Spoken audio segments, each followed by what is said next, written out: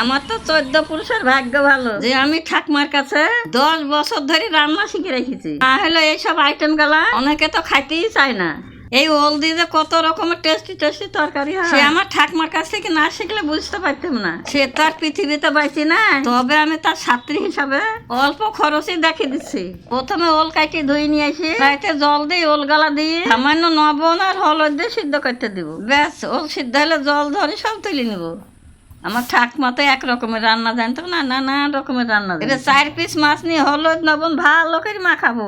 অল্প তরকারিতে হয়তো না, মেলায় তরকারি রান্না। তারপরে কড়াইতে তেল দিয়ে ভালো মতন গরম করে মাছগুলো একে একে দিয়ে উল্টে পাল্টে, বেশি ভাজবো না, হালকা ভাজি নি মাছগুলা তুলে নিবো।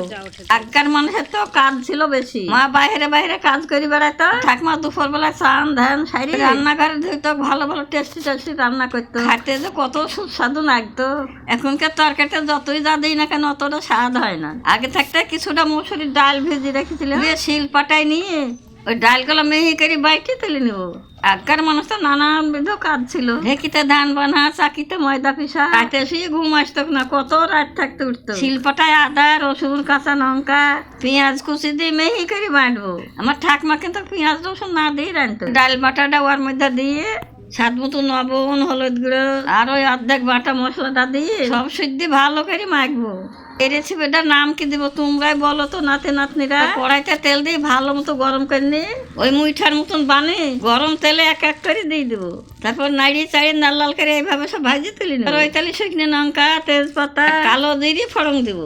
তারপর বাকি বাটা মশলা মতো লবণ হলুদ গুঁড়ো লঙ্কার গুঁড়ো জিরির গুঁড়ো ধনের গুঁড়ো দিয়ে ভালো করে কষবো। আমার ঠাকমা কিন্তু বাটা মশলাই খাইতো, গুঁড়ো মশলা খাইতো। তেল ছেলে পরিমাণ মতো জল দিয়ে দেবো। আমিও তো খাইতে চাই না, মাঝে মাঝে গুঁড়ো মশলা দেখায়। ঝোল ফুটলে বড়া গালা দিয়ে আরো 2 থেকে 3 মিনিট মতন ফুটাবো। ব্যাস, রান্না হলে গরম মশলা বাটা দিয়ে নাড়িয়ে চাড়িয়ে নামিয়ে নেবো। সত্যি বলছি নাতি নাতনারা একবার হলে তরকারিটা রান্না করে খাই দেবে। কি যে সুস্বাদু লাগে খেতে। গরম গরম ধুমা ওঠা ভাতের সঙ্গে এই তরকারিটা নিয়ে খেতে হবে। সে ছোটবেলার দিনে ফিরে গেলাম। সবাই ভালো থাকো, পরের ভিডিওতে আসছি, টাটা।